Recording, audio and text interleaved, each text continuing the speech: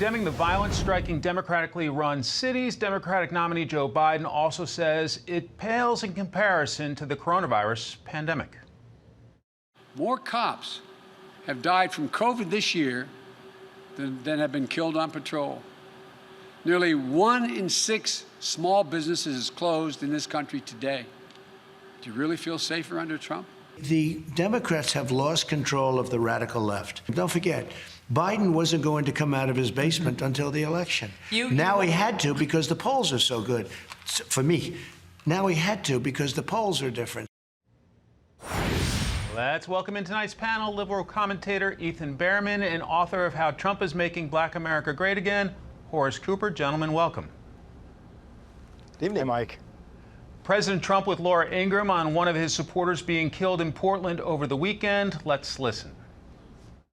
Saturday, one of your supporters is murdered in Portland by, it looks like, a suspected Antifa individual. And then on Sunday, Wheeler comes out and Biden and essentially tries to blame shift to you. I've offered to send in the National Guard. I've offered to send in anybody they want. I could put that out in 45 minutes and it would stop.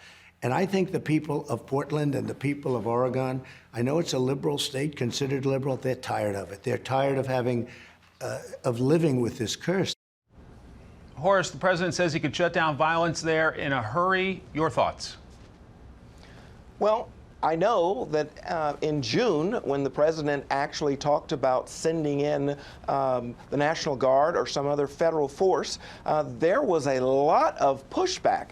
There were large numbers of critics, both in the media and among progressives, who said that that was a step much too far.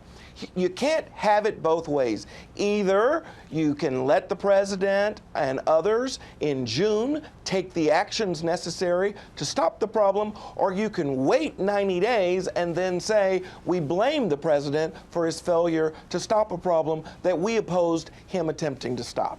Ethan, tonight in Laura Ingraham's interview, President Trump questioned the officer's response in Kenosha. Let's play it. Shooting the guy in the back many times, I mean, couldn't you have done something different? Couldn't you have wrestled? Your reaction, Ethan? Yeah, I mean, it's terrible when an officer shoots somebody in the back, as we witnessed, and it's also terrible when we have a president who refuses to condemn one of his followers murdering, allegedly, 2 people at a rally that was inspired by the president's own words, which is to call people out to show up and fight against peaceful protesters that are across this country. And by the way, I want to go back to something that was just said. The president cannot call out the National Guard. That is the governors who are responsible for National Guard. That's not true. Not the president. He has absolutely nothing to do with National Guard. That's the governor's prerogative. But what about the president questioning the tactics there? I mean, seeming to regret that this gentleman was shot. Yeah, I mean, finally, an acknowledgement of something, yet at the same time refusing to address the bigger issue, refusing to take any steps to address what is happening. Why are black people being kicked in the back, being shot in the back? Why does this keep happening in our country? And we have leaders such as President Trump's been in office for 3.5 years, and he's done nothing about it. Joe Biden was in battleground Pennsylvania. In Pittsburgh today, he pushed back on how President Trump has tried to define him. Do I look like a radical socialist with a soft spot for rioters? Really? I want a safe America, safe from COVID, safe from crime and looting, safe from racially motivated violence, safe from bad cops. Let me be crystal clear, safe from 4 more years of Donald Trump. Horace, was the former vice president convincing? Not at all. Couple things. One, they had 4 nights where they could have talked at least once or twice about this issue. I would have liked to have seen a plank put forward in the platform condemning this kind of behavior. And to answer this question about the president's power, the Constitution explicitly gives the president the authority to quell insurrections. And that's what we are seeing. That is a legal, lawful power, and it has been exercised by presidents since Eisenhower. Ethan, I'm happy to debate that.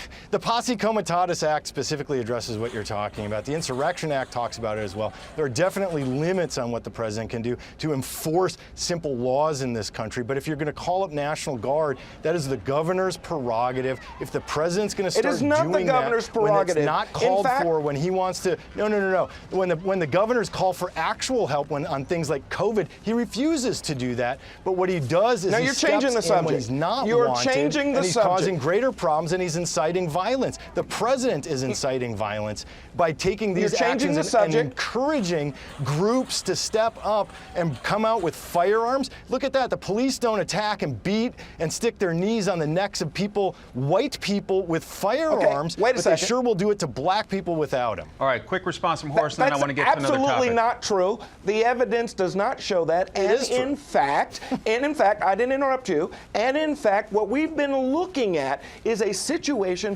where people are finding rioting, looting, arson, and mayhem, and it's caused by groups that have been around for some time, and they've been coddled by the left and progressives. And at your convention, you're talking about there Proud was Boys no now, right? mention of this behavior. That go out and beat people up and are white supremacists. That's what you're talking about now, right?